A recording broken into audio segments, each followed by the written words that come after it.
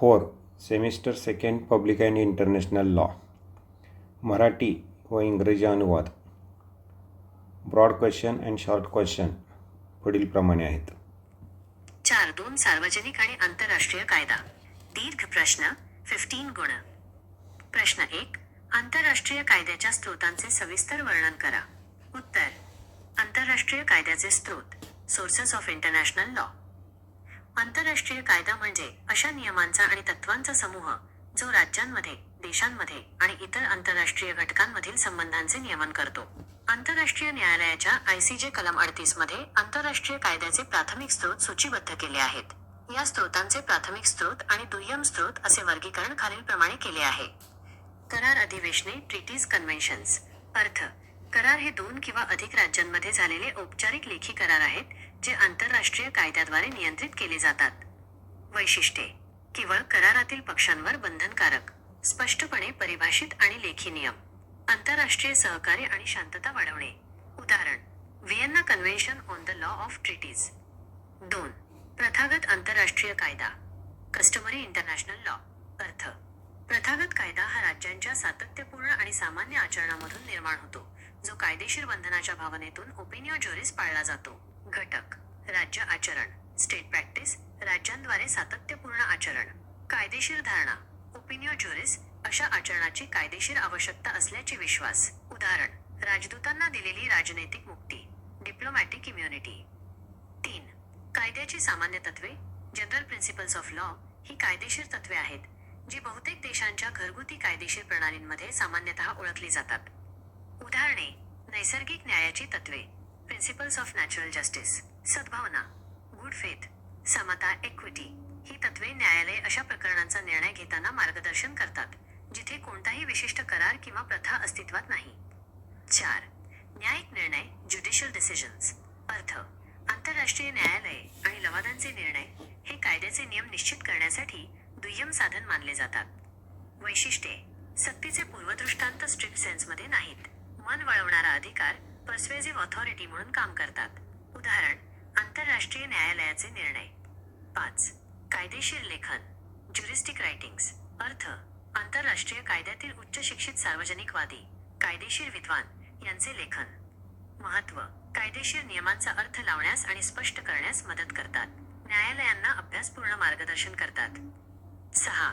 समता, इक्विटी. जेव्हा कायद्याच्या कठोर वापरामुळे अन्याय होतो तेव्हा न्यायालय निष्पक्षता आणि न्यायाची समता तत्त्वे लागू करू शकतात. 7. आंतरराष्ट्रीय संस्थांचे ठराव. रेझोल्युशन्स ऑफ इंटरनॅशनल ऑर्गनायझेशन्स. आंतरराष्ट्रीय संस्थांचे ठराव आणि घोषणा आंतरराष्ट्रीय कायद्याच्या विकासात योगदान देतात. उदाहरण. संयुक्त राष्ट्र महासभेचे ठराव. 8. मऊ कायदा. Soft law.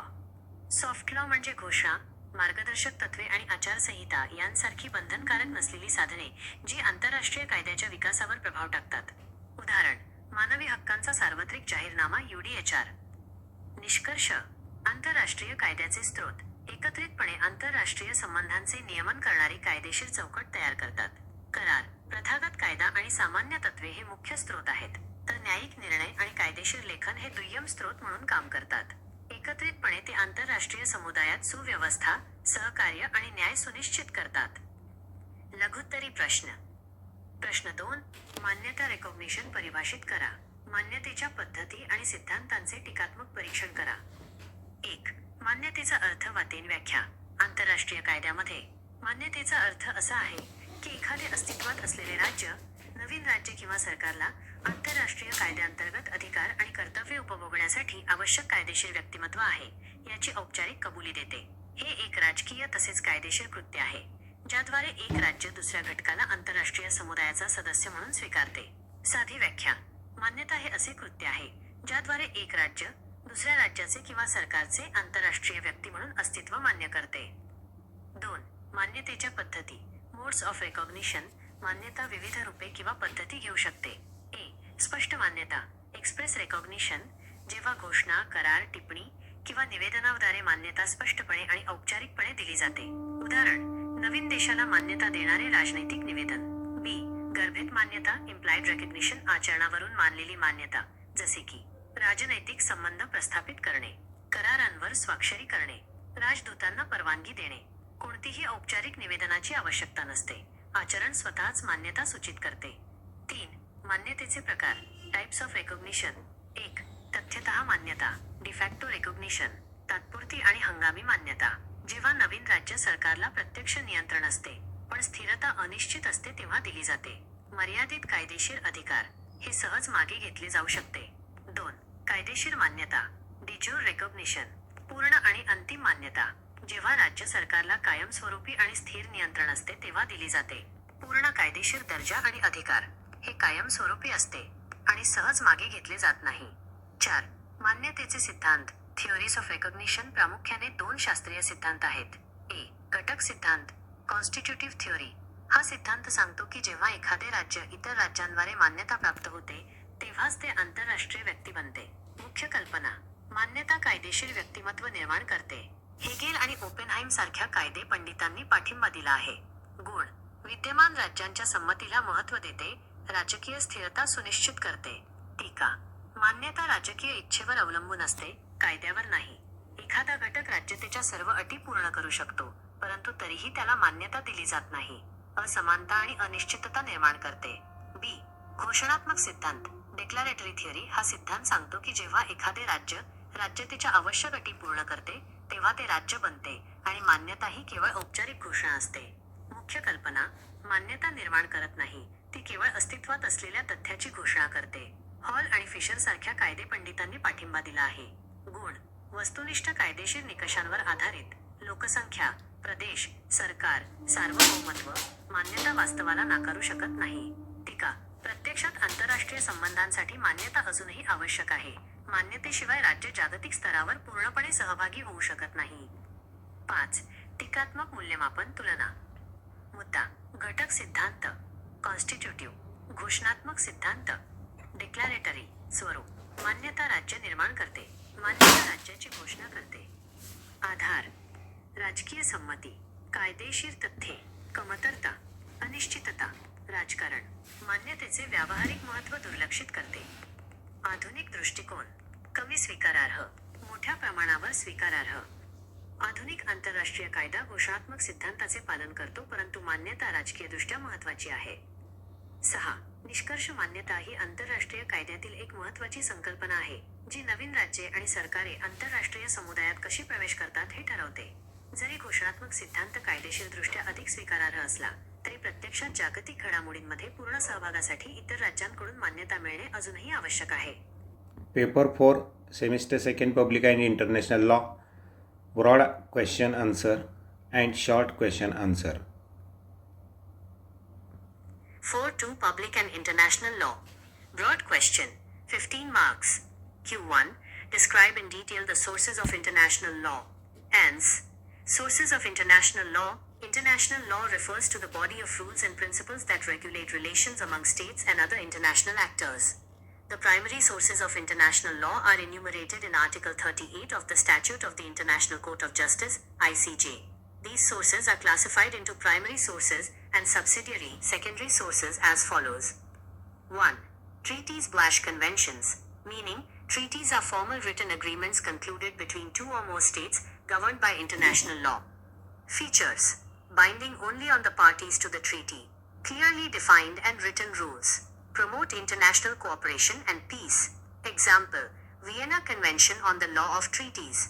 2. Customary international law, meaning customary law arises from consistent and general state practice followed out of a sense of legal obligation, opinio juris. Elements. State practice, consistent conduct by states. Opinio juris, belief that such practice is legally required. Example, diplomatic immunity granted to ambassadors. 3. General principles of law. These are legal principles commonly recognized in the domestic legal systems of most countries. Examples, principles of natural justice, good faith, equity. These principles guide courts in deciding cases where no specific treaty or custom exists. 4. Judicial decisions, meaning decisions of international courts and tribunals are considered subsidiary means for determining rules of law. Features. Not binding precedents in the strict sense. Serve as persuasive authority. Example, judgments of the International Court of Justice. 5. Juristic writings, meaning writings of highly qualified publicists, legal scholars in international law. Importance. Help interpret and clarify legal rules. Provide scholarly guidance to courts. 6. Equity. Courts may apply principles of fairness and justice. Equity. When strict application of law leads to injustice. 7. Resolutions of international organizations. Resolutions and declarations of international organizations contribute to the development of international law. Example, resolutions of the United Nations General Assembly. 8. Soft law. Soft law refers to non-binding instruments such as declarations, guidelines, and codes of conduct that influence the development of international law. Example, Universal Declaration of Human Rights, UDHR. Conclusion. The sources of international law collectively form the legal framework governing international relations.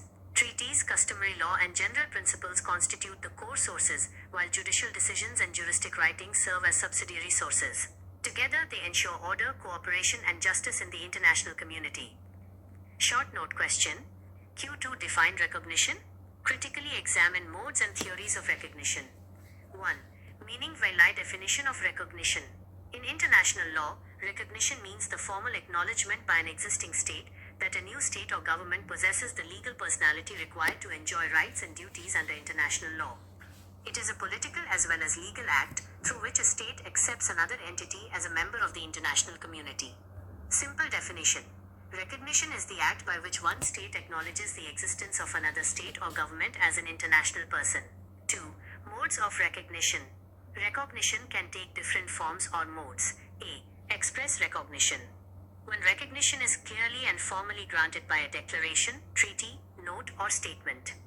Checkmark example. Diplomatic statement recognizing a new country. B. Implied recognition. Recognition inferred from conduct such as establishing diplomatic relations, signing treaties, allowing ambassadors. No formal statement is needed. Conduct itself implies recognition. 3. Types of recognition. 1. De facto recognition. Temporary and provisional recognition. Given when the new state/government has actual control but uncertain stability. Limited legal rights. Checkmark. It can be withdrawn easily. 2. De jure recognition. Full and final recognition. Given when the state/government has permanent and stable control. Complete legal status and rights. Checkmark. It is permanent and not easily withdrawn.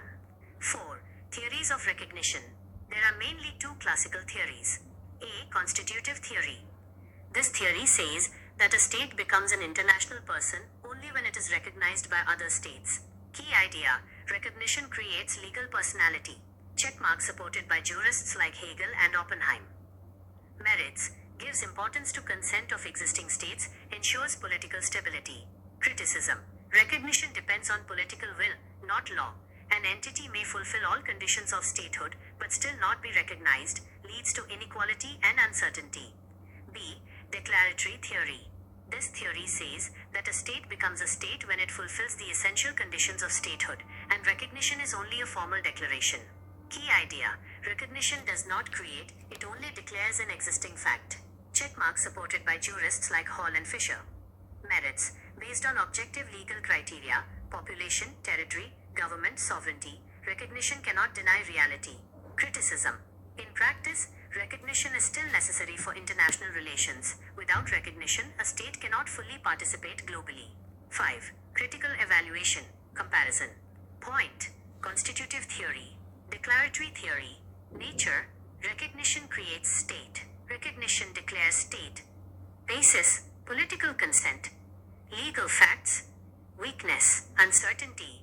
Politics. Ignores practical importance of recognition. Modern view. Less accepted. Widely accepted. Modern international law follows the declaratory theory, but recognition remains politically important. 6. Conclusion. Recognition is an important concept in international law that determines how new states and governments enter the international community. While the declaratory theory is more acceptable legally, in practice, recognition by other states is still essential for full participation in global affairs. Next step.